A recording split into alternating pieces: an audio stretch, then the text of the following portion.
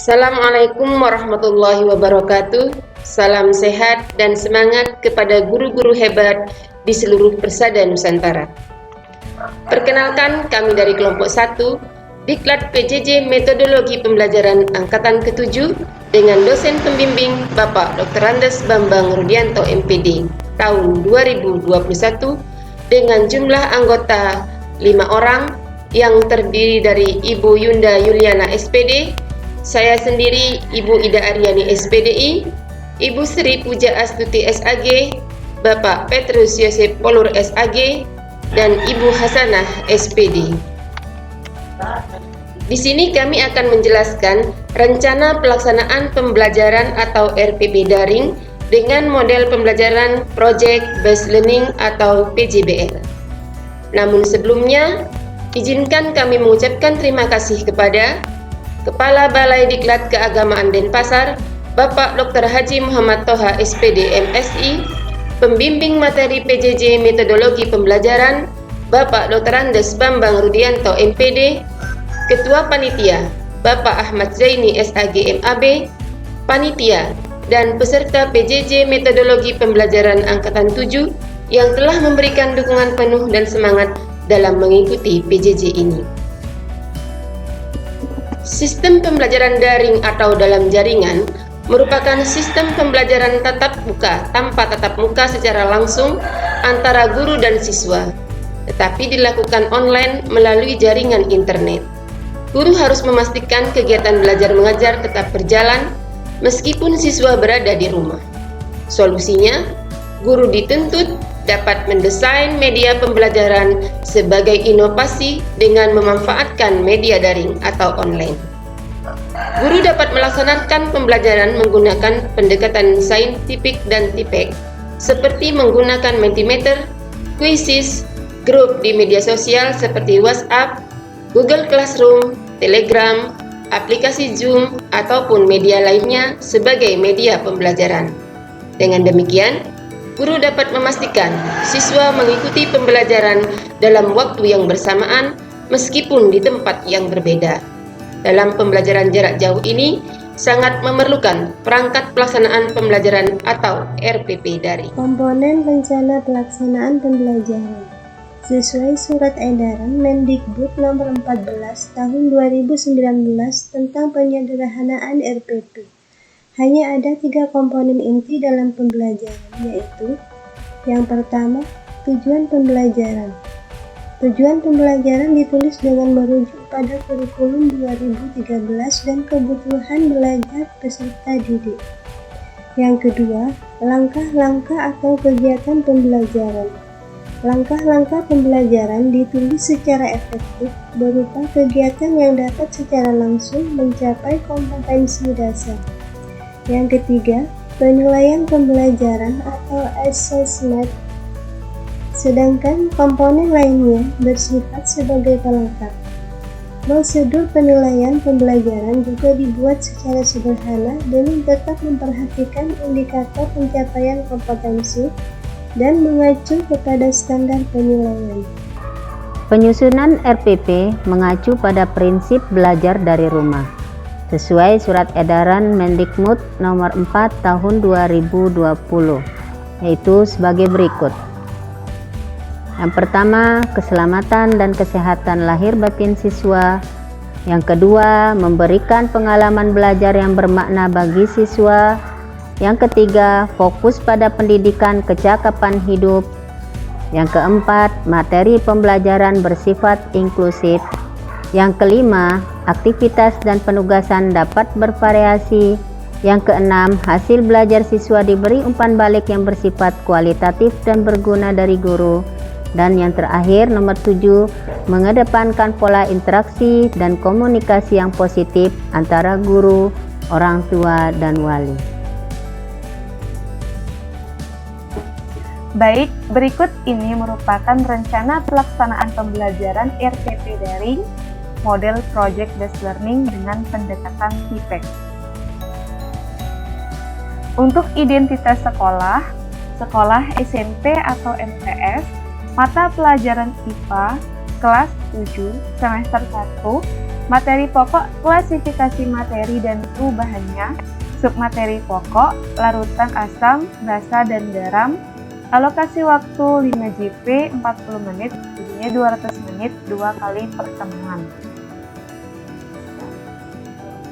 Untuk duplikat dari Permendikbud nomor 37 tahun 2018. Jadi kompetensi dasar dan indikator pencapaian kompetensi dasar untuk tingkat kognitifnya 3.3 menjelaskan konsep campuran dan zat tunggal, unsur dan senyawa, sifat fisika dan kimia, perubahan fisika dan kimia dalam kehidupan sehari-hari.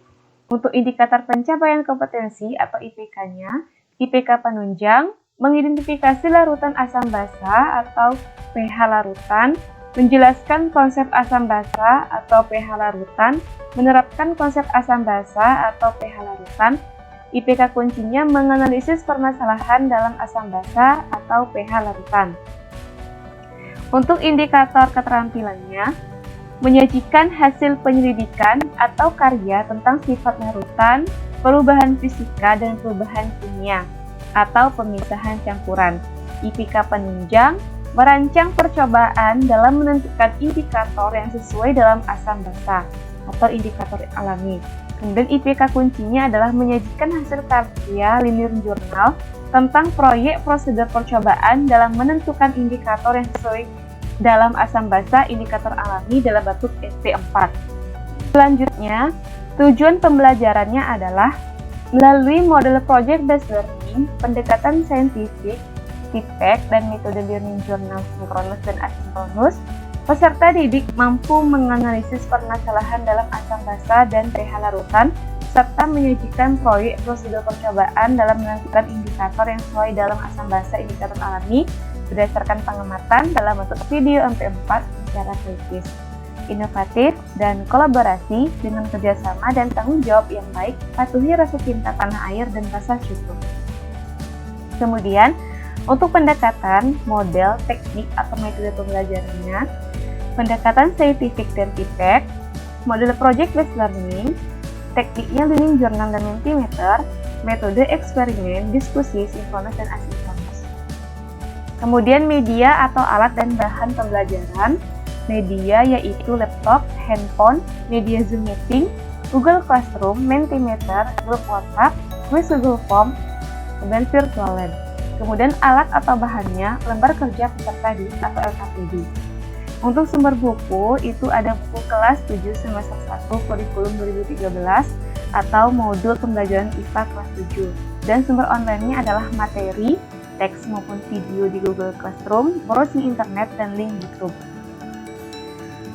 Untuk langkah-langkah dari model project based learning, untuk pertemuan pertama 2 JP sama 40 menit, kemudian kegiatan sinkronus tatap maya. Yang pertama yaitu guru membuka Zoom Meeting sinkronus, guru memberikan salam dan menanyakan kesiapan belajar, guru mengecek kehadiran siswa di Zoom Meeting, di sini ada sikap disiplin, guru memberikan motivasi kepada siswa agar tetap semangat belajar. Siswa diminta mengakses bahan ajar dan LKPD terkait indikator asam basa di Google Classroom. Guru menyampaikan manfaat dan inti tujuan pembelajaran yang akan dicapai. Kemudian kegiatan inti yang pertama dari model project based learning adalah penentuan pertanyaan mendasar. Guru menampilkan video YouTube pembelajaran dengan share screen di Zoom Meeting. Di sini ada pendekatan feedback dan pendekatan saintifik. Siswa menentukan masalah. Setelah menonton tayangan video, guru memberikan pertanyaan dengan Mentimeter. Contohnya misalkan, mengapa jus jeruk terasa masam? Mengapa seorang saat pagi serta saat terus berpikir membuat muat? Bagaimana cara menguji sampel makanan atau minuman asam basa di rumah? Siswa menjawab pertanyaan sebagai stimulus awal tentang asam basa melalui Mentimeter. Kemudian yang selanjutnya, tahap kedua, mendesain perencanaan proyek. Guru membimbing dalam siswa pembelajaran kelompok, siswa mendiskusikan hal yang harus dikerjakan dan konsep yang harus didiskusikan dan pertanyaan yang harus dijawab di Zoom Meeting terkait materi asam basa. Kemudian, guru memberikan tugas learning journal berupa video MP4 secara berkelompok dan hasil tentuan, dibuat di PowerPoint, direkam menggunakan aplikasi Focus Screen, durasi video maksimal 10 menit, waktu pengumpulan 5 hari setelah pembelajaran, Video diupload di YouTube masing-masing, link YouTube diupload di Google Classroom. Di sini ada pendekatan feedback dan berupa asinkronus. Kemudian kegiatan selanjutnya adalah menyusun jadwal. Guru dan siswa membuat jadwal proyek analisis indikator alami.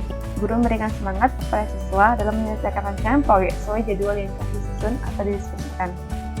Memonitoring peserta didik dan kemajuan proyek. Guru membimbing dan memonitoring siswa dalam menyelesaikan tugas melalui WhatsApp grup IPA. Siswa bersama dengan kelompoknya menyelesaikan tugas di jurnal. Siswa menjawab pertanyaan pada LKPD dan menunjukkan dalam PowerPoint yang ditayangkan berupa video MP4. Kemudian selanjutnya penutup. Guru menyampaikan informasi tentang materi di pertemuan yang akan datang. Guru memberikan semangat belajar serta mengajak berdoa di penghujung pembelajaran. Guru mengakhiri pertemuan di Zoom meeting. Pada pertemuan yang kedua ini, kita akan melanjutkan pada bagian yang berikut, yaitu menguji hasil. Sebagai kegiatan pendahuluan, guru membuka Zoom meeting dan selanjutnya guru memberi salam dan menanyakan kesiapan siswa untuk mengikuti pembelajaran hari ini. Kemudian guru mengajak siswa untuk mengawali seluruh proses pembelajaran dengan doa bersama. Guru mengecek kehadiran siswa melalui Zoom meeting sebagai bentuk penilaian sikap disiplin peserta didik. Dan yang berikut, guru menyampaikan manfaat dan inti tujuan pembelajaran yang akan dicapai. Selanjutnya pada bagian inti, yaitu menguji hasil. Siswa menampilkan hasil videonya secara bergantian tentang proyek prosedur percobaan dalam menentukan indikator yang sesuai dalam asam basa. Ini indikator alami pada share screen di Zoom meeting. Siswa dari kelompok lain diberi kesempatan untuk memberikan pertanyaan dan tanggapan, sementara guru membimbing siswa dalam presentasi tayangan video. Bagian yang berikut adalah mengevaluasi pengalaman. Guru mengecek laporan dan jawaban siswa, lalu memberikan tanggapan dan penilaian pada tugas siswa. Siswa menganalisis dan mensintesis informasi yang didapatkan, mendiskusikan dengan seluruh anggota kelompok, dan mencatat hasilnya. Ini bagian mengasosiasi secara sinkronus. Selanjutnya, guru memfasilitasi siswa agar memperoleh konsep belajar yang benar. Guru dapat menanyakan apakah peserta didik sudah memahami materi tersebut. Siswa menerima lembar evaluasi dari guru dalam bentuk link Google Form di Google Classroom siswa. Sebagai bagian penutup, guru mempersilakan kepada siswa menyampaikan simpulan kegiatan pembelajaran. Guru memberikan refleksi dan tindak lanjut pembelajaran. Guru menyampaikan informasi tentang materi di pertemuan yang akan datang. Guru memberikan semangat dan motivasi belajar serta mengajak siswa untuk menutup seluruh proses pembelajaran dengan berdoa bersama. Dan selanjutnya, guru mengakhiri pertemuan di Zoom meeting sebagai bagian terakhir dari seluruh proses pertemuan. Demikian presentasi kami dari kelompok 1. Sekian dan terima kasih. Salam hormat.